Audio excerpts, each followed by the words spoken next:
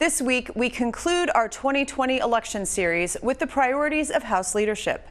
In each special session, the House DFL has voted to support Governor Walz's use of emergency powers to address the COVID-19 pandemic.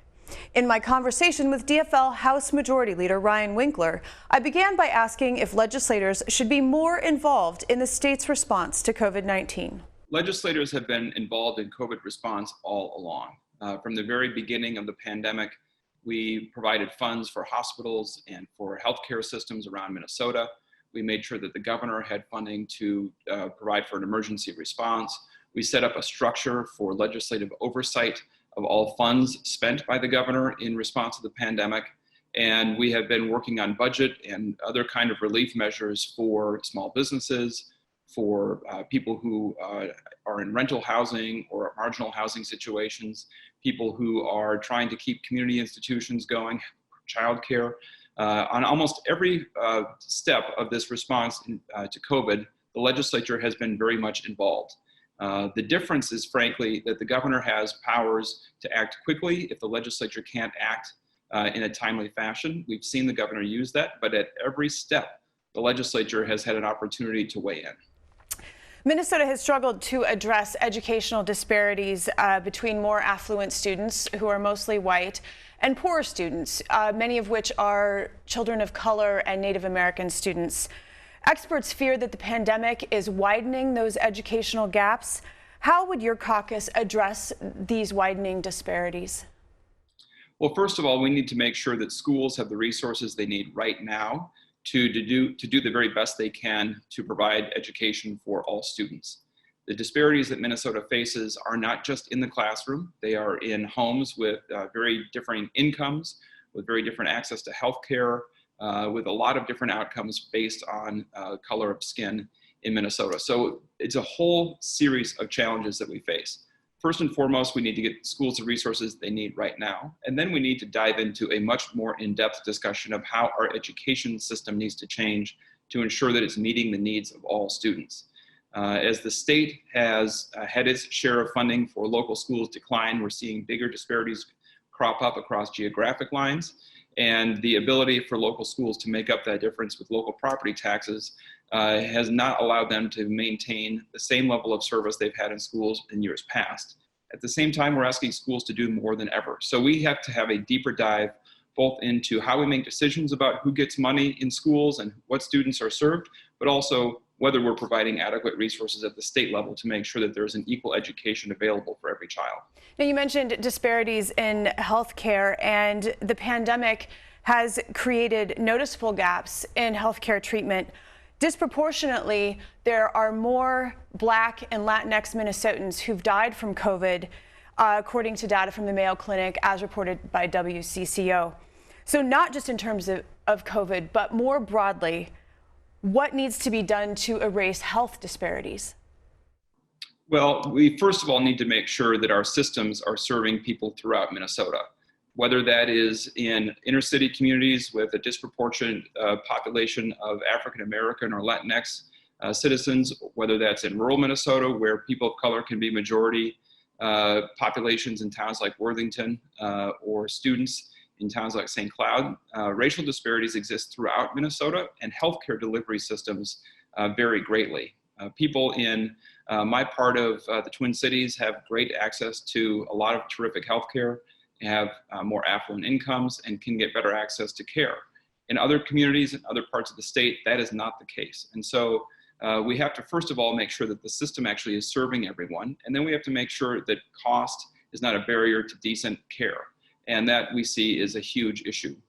The COVID disparities that we see are just another example of how disparately our society treats people, how different we treat people based on their race, ethnicity, and background. And I hope that when we see just how stark this difference is, it actually finally spurs us to take necessary steps to improve this situation for everybody in Minnesota. Since George Floyd's death and the passage of police accountability legislation, the House created a select committee on racial justice. What is your message to Minnesota voters this fall regarding racial equity and racial justice And are you concerned about alienating voters for whom the conversation has become binary, either a support for police or support for Black Lives Matter? Well, first of all, we are looking at far more than just criminal justice issues. The criminal justice system does treat people differently based on their skin color, based on their ethnicity, based on their background, and that needs to change. We took some steps forward on police accountability this summer, and we have much more to do.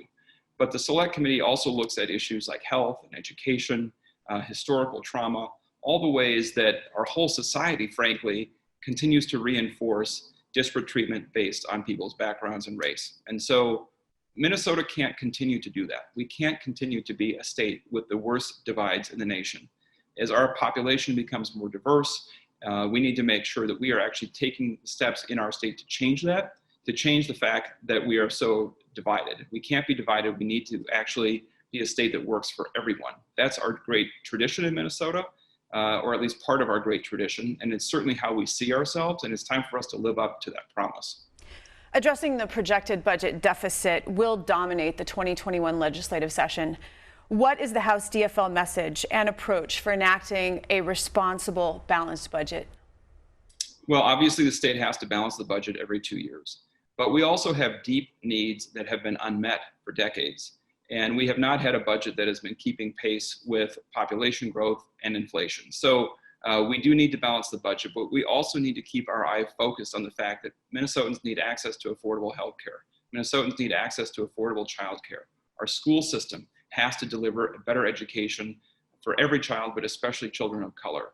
We have so many significant needs in our state in order for our economy to recover and our state to have a prosperous future.